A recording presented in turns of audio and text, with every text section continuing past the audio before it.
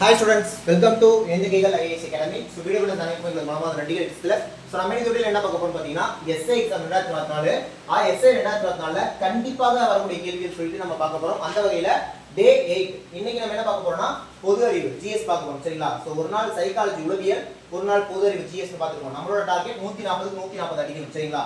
So இந்த 2024 கேட்கக்கூடிய கேள்விகள்லாம் நீங்க உங்களுக்கு எப்படி தெரியும் அப்படினா இப்போ நம்ம எஸ்ஏல முன்னால நடந்துச்சுல 2023 2022 ப்ரீவியஸ் இயர் நடந்த क्वेश्चंस அத வச்சு இந்த வருஷம் எப்படி கேட்கலாம் அப்படிங்கறத பார்க்க போறோம். சோ ஒரு கேள்வியை வச்சு அந்த மொத்த கான்செப்டே நான் சொல்லி தர போறேன். அதை வச்சு எப்படி எப்படிலாம் கேள்வி கேட்கலாம்னு நான் சொல்லி தர போறேன். ஓகேவா? ஏன்னா 2023 ஆகட்டும் 2022 ஆகட்டும் இப்போ என்ன சிலபஸோ அதேதான். அப்ப அந்த சிலபஸ் வந்தா கேட்டிருக்காங்க. அப்ப அதே சிலபஸ் தான் இப்பயும். ஏன்னா அதை வச்சு அப்ப எப்படி கேட்கலாம்னு நம்ம பார்க்க போறோம். அதனால வீடியோ கடைசி ஸ்கிப் பண்ணாம ஃபுல்லா பாருங்க.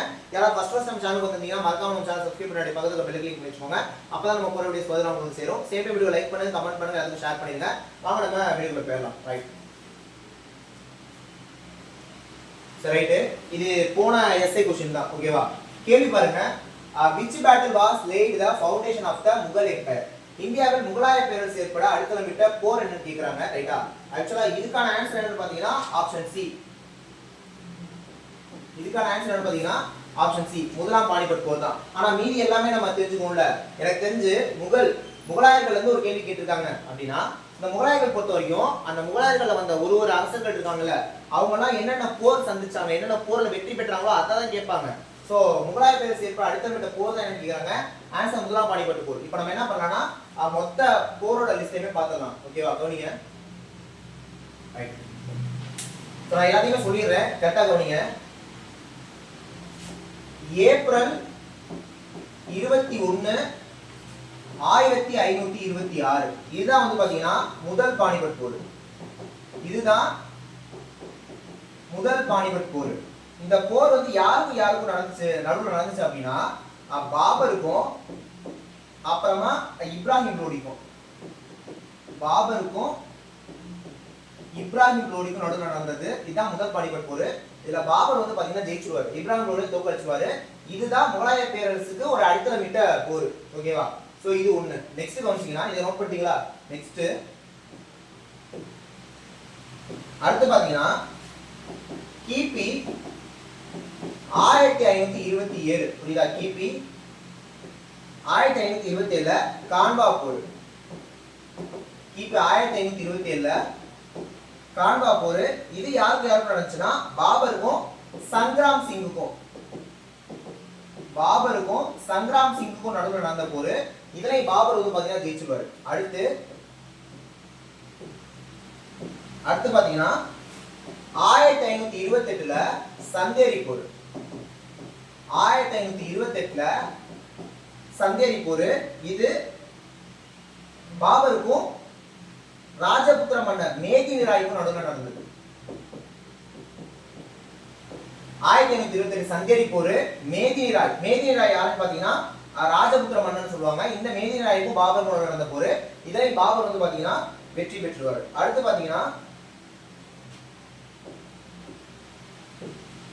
1529ல சரிங்களா? 1523ல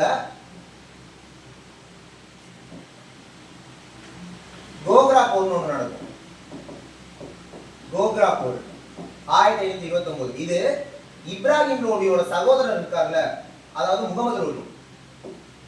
முகமது லோடி யாரு? இப்ராஹிம் லோடியோட சகோதரர். இப்ராஹிம் லோடி யாரு? முதல் பானிபட் போர்ல பாபர் தோற்கடிச்சவர். சோ அவரோட சகோதரர் தான் முகமது லோடி. இந்த முகமது லோடிக்கும் பாபருக்கும் நடந்த போர் தான் கோக்ரா போர். இதனை பாபர் வந்து பாத்தீங்கன்னா வின் பண்ணிடுவார். ரைட்டா?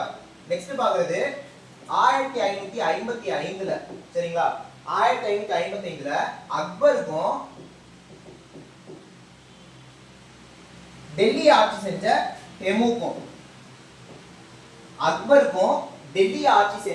ஹெமுக்கும் நடுவுல ஒரு போர் நடக்கும்.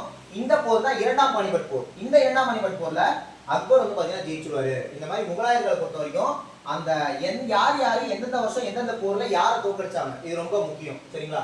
அப்ப முகலாயர்கள் வந்து ஒரு கேள்வி கேட்டு இருக்காங்க. அதுக்கான ஆன்சர் பார்த்துட்டோம். as well as நம்ம எக்ஸ்ட்ரா டீடைலும் பார்த்துட்டோம். சரிங்களா? ரைட். இப்போ ரெண்டாவது क्वेश्चन கவனிங்க. என்ன கொடுத்துருக்காங்க? கிராம பஞ்சாயத்துகளோட பதவி காலம் எத்தனை வருஷம் கேட்கறாங்க? 10 வருஷமா, 5 வருஷமா, 6 வருஷமா, 2 வருஷமா அப்படின்ட்டு. ஓகேவா? இதுக்கான ஆன்சர் வந்து பாத்தீங்கன்னா ஆப்ஷன் பி 5 வருஷம் தான். கிராம பஞ்சாயத்துகளோட பதவி காலம் ஆப்ஷன் பி 5 வருஷம் தான். இப்போ ஆட்சி காலம், பதவி காலத்தை பத்தி கேள்வி கேட்டிருக்காங்க. சோ பதவி காலத்தை வச்சு என்னெல்லாம் கேட்கலாம் எல்லாத்தையுமே பார்த்தலாம். கவனிங்க. அதாவது கிராம பஞ்சாயத்துக்கு 5 வருஷம், எம்எல்ஏ அதாவது சட்டமன்ற உறுப்பினருக்கு 5 வருஷம், எம்பி நாடாளுமன்ற உறுப்பினருக்கு 5 வருஷம். ஆனா அதுலயுமே கூட லோக்சபா உறுப்பினருக்கு தான் 5 வருஷம், ராஜ்யசபா உறுப்பினருக்கு 6 வருஷம். அது உங்களுக்கு தெரியும் நினைக்கிறேன். சோ மெம்பர் ஆஃப் பார்லிமெண்ட் 5 வருஷம் தான். ஆனா லோக்சபானா தான் 5 வருஷம், ராஜ்யசபானா 6 வருஷம். எம்எல்ஏனா சட்டமன்ற உறுப்பினர், மெம்பர் ஆஃப் லெஜிஸ்லேட்டிவ் அசம்பிளி, அவங்களோட பதவி காலம் வந்து 5 வருஷம். இதை தாண்டி எம்எல்ஏல ஒருத்தர் தான் சிஎம். அப்ப அவர் வந்து பாத்தீங்கன்னா அவரோட பதவி காலம் 5 வருஷம் தான். லோக்சபா எம்பில ஒருத்தர் தான் பிரதமரும். அப்ப அவருக்கும் வந்து பாத்தீங்கன்னா பதவி காலம் 5 வருஷம் தான். ரைட்டா? சேம் டைம் குடியரசுத் தலைவரோட பதவி காலம் 5 வருஷம் தான். துணை குடியரசுத் தலைவரோட பதவியும் 5 வருஷம் தான். அப்ப அந்த பதவி காலம்னு கேட்டாலே அடிச்சுங்க, மேக்ஸிமம் எல்லாத்துக்குமே 5 வருஷம் தான். ராஜ்யசபா உறுப்பினருக்கு மட்டும் தான் 6 வருஷம். ரைட்டா? அடுத்த கேள்வி போயிடலாமா? ஓகே. அடுத்து கவனிங்க. தசை சோர்வின் போது எந்த அமிலம் தசைகளில் சேகரமாகிறது? சிட்ரிக் அமிலமா, அசிட்டிக் அமிலமா, ஹைட்ரோகுளோரிக் அமிலமா, லாக்டிக் அமிலமா கேக்குறாங்க. புரியுதா? இதுக்கு ஆக்சுவலா ஆன்சர் என்னன்னா லாக்டிக் அமிலம் தான். தசைச்சோர்வின் போது எந்த அமிலம் தசைகளில் சேகரமாகுதுன்னா லாக்டிக் அமிலம் தான். ஆன்சர் லாக்டிக் அமிலம் தான். அப்ப அமிலத்துல இருந்து ஒரு கேள்வி கேட்டிருக்காங்களா? சோ அமிலங்கள் என்னென்னலாம் இருக்கோ எல்லாத்தையும் நம்ம பார்த்தலாம். கவனிங்க. அமிலங்கள் என்னென்னலாம் இருக்கோ எல்லாத்தையும் பார்த்தலாம். கவனிங்க. சோ அமிலம் அப்படிங்கிறது ஆக்சுவலா அசிடஸ் அப்படிங்கிற வார்த்தையில இருந்து தான் வருது. இந்த அசிடஸ் அப்படிங்கிறது ஒரு லத்தீன் மொழி. இதோட பொருள் என்னன்னா புளிப்பு. இதோட அர்த்தம் புளிப்பு. அப்ப அமிலம்ங்கிறது அசிடஸ்ங்கிற வார்த்தையில இருந்து வருது. அசிடஸ்ங்கிறது ஒரு லத்தீன் மொழி. இதோட அர்த்தம் என்னன்னா புளிப்பு. ஓகேவா? இதோட அர்த்தம் வந்து புளிப்பு. அமிலம் வந்து பாத்தீங்கன்னா மூலங்கள் அடிப்படையில, சரிங்களா, மூலங்கள் அடிப்படையில 2 வகைப்படும். அதுல ஒண்ணு வந்து பாத்தீங்கன்னா கரிம அமிலம், இன்னொன்னு பாத்தீங்கன்னா கனிம அமிலம். ஒண்ணு கரிம அமிலம், இன்னொன்னு கனிம அமிலம். கரிம அமிலத்துக்கு எக்ஸாம்பிள் என்னன்னு பாத்தீங்கன்னா தாவரம், விலங்கு இதெல்லாம். சரி கரிம அமிலம்னா என்னன்னா தாவரம் விலங்குகள்ல இருந்து பெறக்கூடிய அமிலம் இருக்குல்ல, அதுக்கு பேரு கரிம அமிலம். புரியுதா? கரிம அமிலம்னா என்ன? தாவரங்கள் விலங்குகள்ட்ட இருந்து பெற அமிலம் இருக்குல்ல, அதுக்கு பேர் தான் கரிம அமிலம். உதாரணம் என்னன்னு பாத்தீங்கன்னா சிட்ரிக் அமிலம் as well as பார்மிக் அமிலம். சிட்ரிக் அமிலம், பார்மிக் அமிலம் இதெல்லாம் கரிம அமிலங்கள். கரிம அமிலங்கள்னா விலங்குகள் தாவரங்கள்ல இருந்து வருது. அப்ப கனிம அமிலம்னா என்ன சார் அப்படின்னா தாது பொருட்கள்ல இருந்து ஒரு அமிலம் கிடைச்சா அதுக்கு பேர் கனிம அமிலம். தாது பொருட்கள்ல இருந்து ஒரு அமிலம் கிடைச்சா அதுக்கு பேர் கனிம அமிலம். புரியுதா? கனிம அமிலத்துக்கு எக்ஸாம்பிள் ஹைட்ரோகுளோரிக் அமிலம்.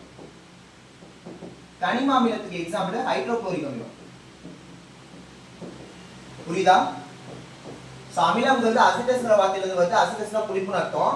அமிலங்கள் மூல அடிப்படையில 2 வகைப்படும். ஒரு கரிம அமிலம், ஒரு கனிம அமிலம். கரிம அமிலம்னா தாவரங்கள் விலங்குகள்ட்ட இருந்து வருது. கனிம அமிலம்னா தாது பொருட்கள்ல இருந்து வருது.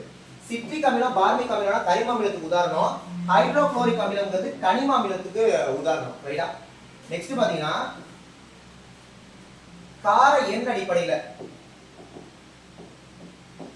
கார எண் அடிப்படையில அமிலத்தை 3 வகைப்படுத்துவாங்க.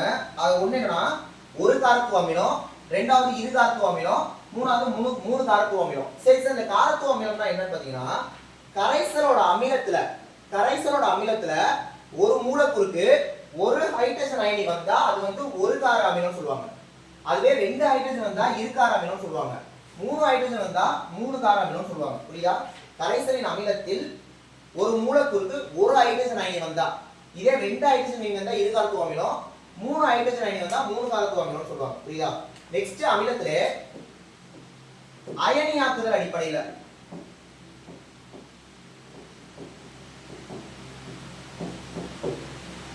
அயனியாக்குதல் அடிப்படையில அமிலத்தை 2 வகைப்படுத்துவாங்க. அது என்னன்னு பாத்தீங்கன்னா ஒண்ணு வலிமை மிகு அமிலம், ரெண்டாவது வலிமை குறைந்த அமிலம்.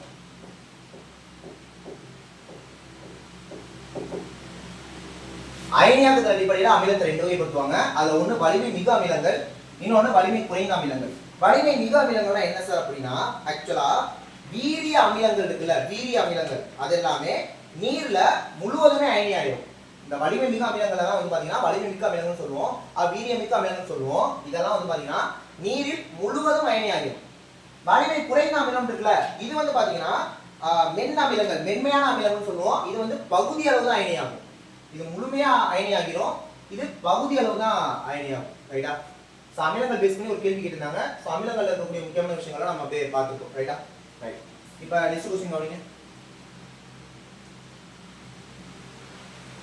அம்னஸ்டி இன்டர்நேஷனல் என்னும் அமைப்பு எதற்காக பிரச்சாரம் செய்கிறது? இது ஒரு ஜிகே क्वेश्चन தான். ரைட்டா? சோ இதுக்கான ஆன்சர் என்னன்னு பாத்தீங்கன்னா ஆப்ஷன் சி, மனித உரிமைகள் பாதுகாப்பு. சோ எந்த அமைப்பு, அதாவது இந்த அமைப்பு எதற்காக பிரச்சாரம் செய்வதுன்னா மனித உரிமைகள் பாதுகாப்புக்காக. அடுத்த கேள்வி ஒண்ணு. யாருடைய ஆட்சி காலத்தில் சீனாவை சேர்ந்த பௌத்த துறவி பாகியான் இந்தியாவுக்கு வந்தார்? முதலாம் சந்திரகுப்தரா, சமுத்திரகுப்தரா, இரண்டாம் சந்திரகுப்தரா, முதலாம் குமாரகுப்தரா? சோ குப்தர்கள் வந்து ஒரு கேள்வி கேட்டிருக்காங்க. சோ இதுக்கான ஆன்சர் ஆக்சுவலா இரண்டாம் சந்திரகுப்தர் தான். இரண்டாம் சந்திரகுப்தரோட ஆட்சி காலத்துல தான் சீனாவை சேர்ந்த பௌத்த துறவி பாகியான் வந்து இந்தியாவுக்கு வருகை தந்திருப்பாரு. அப்ப குப்தர்கள் இருக்கக்கூடிய முக்கியமான விஷயங்கள்லாம் பார்த்துடலாம், கவனிங்க. குப்தர்கள் இருக்கக்கூடிய முக்கியமான கொஸ்டின்லாம் பார்த்தலாம், கவனிங்க. ரைட்.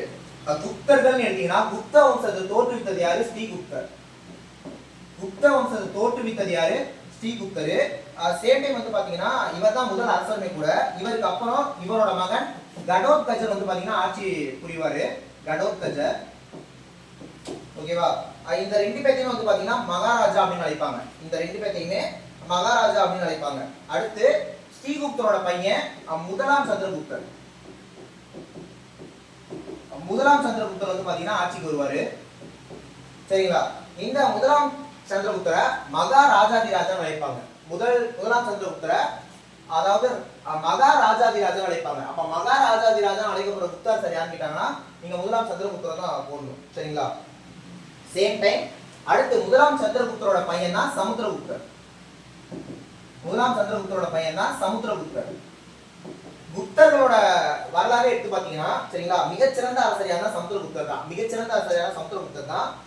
அதாவது சமுத்திரகுப்தரை பத்தி எந்த கல்வெட்டு சொல்லணும்னா அலகாபாத் தூண் கல்வெட்டு. ஓகேவா? அலகாபாத் தூண் கல்வெட்டு வந்து பாத்தீங்கன்னா சமுத்திரகுப்தரை பத்தி சொல்லணும். அப்ப சமுத்திரகுப்தரை பத்தி தெரிந்து கொள்ளும் கல்வெட்டு என்னன்னா அலகாபாத் தூண் கல்வெட்டு. சரிங்களா? நெக்ஸ்ட் வந்து பாத்தீங்கன்னா காஞ்சியை சேர்ந்த விஷ்ணு கோபனை வந்து பாத்தீங்கன்னா சமுத்திரகுப்தர் தோற்கடிச்சிருப்பாரு. காஞ்சிபுரத்தை சேர்ந்த விஷ்ணு கோபனை சமுத்திரகுப்தர் வந்து பாத்தீங்கன்னா தோற்கடிச்சிருக்காரு. நெக்ஸ்ட் வந்து பாத்தீங்கன்னா இந்த சமுத்திரகுப்தரை கவிராஜன், இந்திய நெப்போலியன் அப்படின்னு சொல்லுவாங்க. கவிராஜன், இந்திய நெப்போலியன் அப்படின்லாம் நம்ம சமுத்திரகுப்தர் வந்து பாத்தீங்கன்னா சொல்லுவாங்க. ஓகே.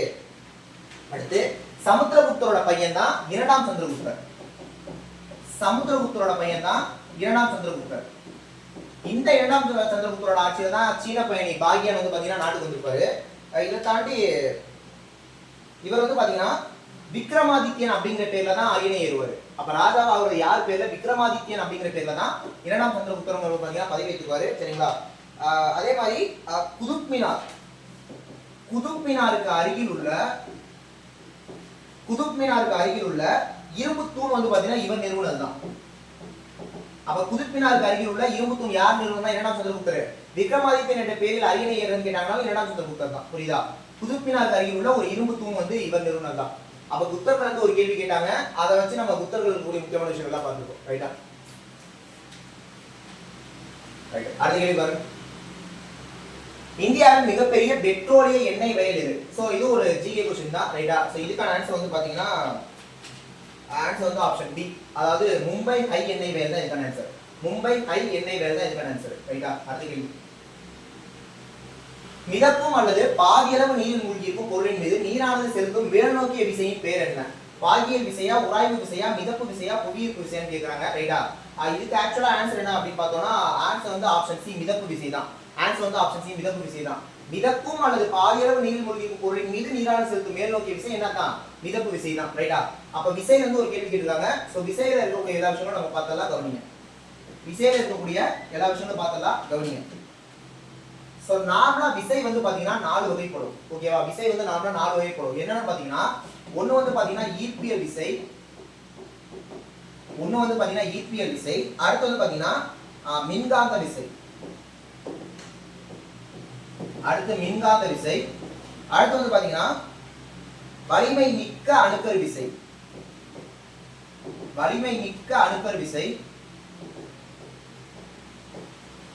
அடுத்து வந்து பாத்தீங்கன்னா வலிமை குன்றிய அணுக்கரு விசை.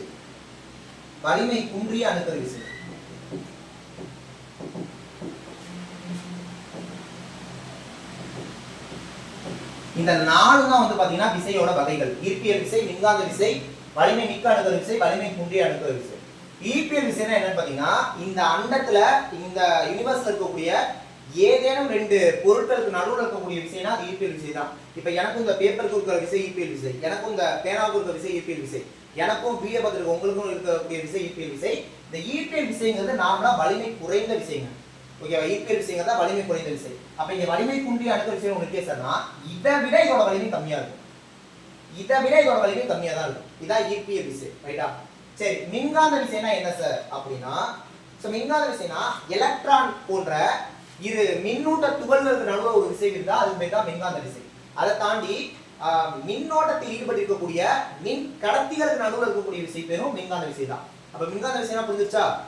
மின் கடத்திகளுக்கு நடுவுல இருக்கிறது, சேம் டைம் அந்த எலக்ட்ரான் மாதிரி மின்னூட்ட துகள்களுக்கு நடுவுல. இப்ப எனக்கு ஷாக் அடிக்குதுன்னு வச்சுக்குவோம், உதாரணத்துக்கு சொல்றேன், எனக்கு ஷாக் அடிக்குதுன்னு வச்சுக்குவோம், நான் வந்து ஒரு மின் கடத்தி, இன்னொருத்தர் வந்து என்னை வந்து பிடிச்சிடுறாரு, அப்ப அவருக்கும் அந்த ஷாக் அடிக்கும், அப்ப கரண்ட் பரவுது இல்ல, அப்ப அப்படியோ அதுக்கு பேரும் மின்காந்த விசை தான். புரியுதா? சரிங்களா? மின்காந்த விசை. வலிமை மிக்க அணுக்கரு விசைனா என்ன சார் அப்படின்னா, அணுவில், ஓகேவா, அணு ஆட்டம்ல உள்ள அணுக்கரு நியூக்ளியர் இருக்குல்ல, அந்த அணுக்கருக்குள்ள உங்களுக்கு தெரியும் புரோட்டான் இருக்கும், நியூட்ரான் இருக்கும். புரோட்டான்ங்கிறது பாசிட்டிவ், நியூட்ரான்ங்கிறது நியூட்ரல். பாசிட்டிவா இருக்கும், நெகட்டிவா இருக்கும், ஈக்குவலா இருக்கும், அதுக்கு எதுவும் கிடையாது.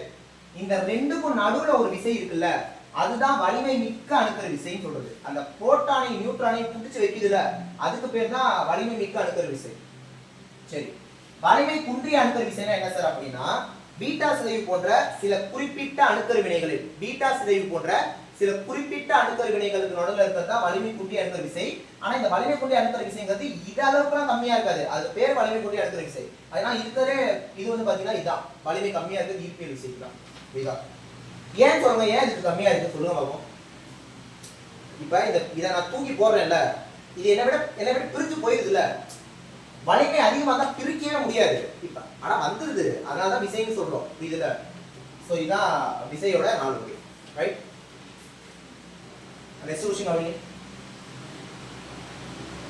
அடுத்து வந்து மேத்ஸ் ஃபாலோயிங் தான். புரியுதா? இதுவும் ஜிகே क्वेश्चन தான். அது என்ன நான் சொல்றேன் ஓரளவு கவனிங்க.